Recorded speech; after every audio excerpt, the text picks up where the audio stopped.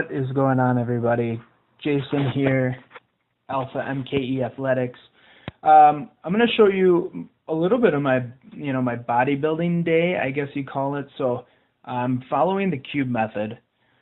It's 3 days of the 3 big lifts, and then the 4th day of the week is a bodybuilding day. And so just addressing all your accessories, some kind of non-traditional things for power lifters, but just making sure that you address all of your weaknesses as well as some of the stuff that you may not hit when you're doing a bench press, a deadlift, or a squat.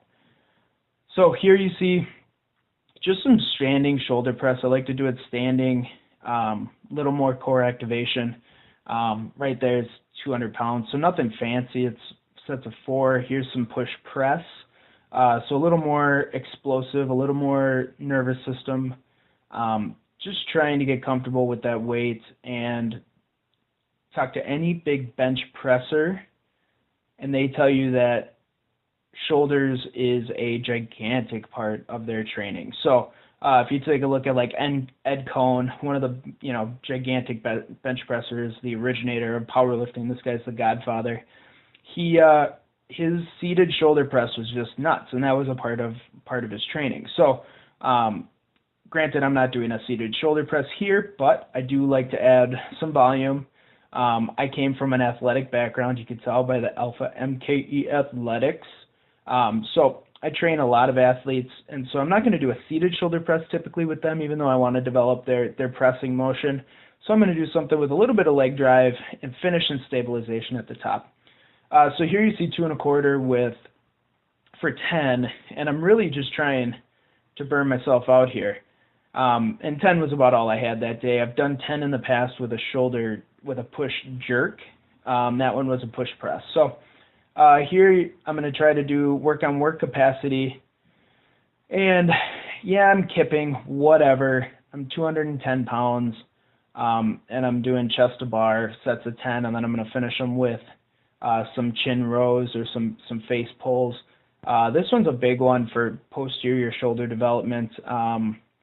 Actually, I saw a study that said that this movement right here aided in scapula stabilization more than any other move that they had seen. So I am very anterior dominant. I have rolled shoulders. I have impingement. I played football. I've got that douchebag syndrome that I'm trying to get rid of. So that's just a good way for me to do it as well. So I had the shoulder press earlier for anterior shoulders. This one's a little bit more for posterior shoulder. And so you'll see a couple of sets here. I tried to get 10 in. I tried to do them fairly quickly. Here I'm just doing a swing into a kip, swing into a kip, and then control a little bit on the way back down. Follow it up with some posterior shoulder here too. Yeah, I rolled those shoulders up so you can see my yokeness here. But I'm doing that powerlifting meet. It'll be the first one that I've done. You know what? And it's just for me. It's time to really push myself mentally. So I'm dropping down into a weight class that's uncomfortable for me. It'll be 198. That's about 10 pounds from what you see me at right there. It's also, you know what? My total won't matter. I'm probably not going to win. When I started the cube method, I was estimating in the gym about a 1395 total, so nothing fancy, but you know what, if I could beat that by 5 pounds on the platform and go to 1400, I'll be ecstatic. And you know what, it's just about building from there. So it was another way for me to really just push myself mentally, push myself with my nutrition, push myself with my training, do something fun, do something different.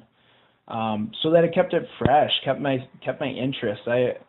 I've got adult ADD. I'm here, I'm there, I'm everywhere. So this was a good way to focus, to write everything down, and really make sure that I had an outcome. There was something to move forward to, because if there isn't anything to move forward to, I'm just gonna fade, you know. So that's just how I roll. But this is what I really wanted to do. I wanted to do a powerlifting meet. I want to do a CrossFit meet. you know what, if I get down low enough and I feel good about myself, maybe I'll do a physique. I don't know. I don't really care. It's just about getting your mindset right. So I think this is the last set. Yeah, now I'm moving on to some dips. Got that Mr. T thing going on with the chain around the neck. Love it. Not gold, but I may go as a white with the silver chain, Mr. T, for Halloween. A pity the foo, you know, shave the sides of my head, do a mohawk. Yeah, something like that. Club Lang.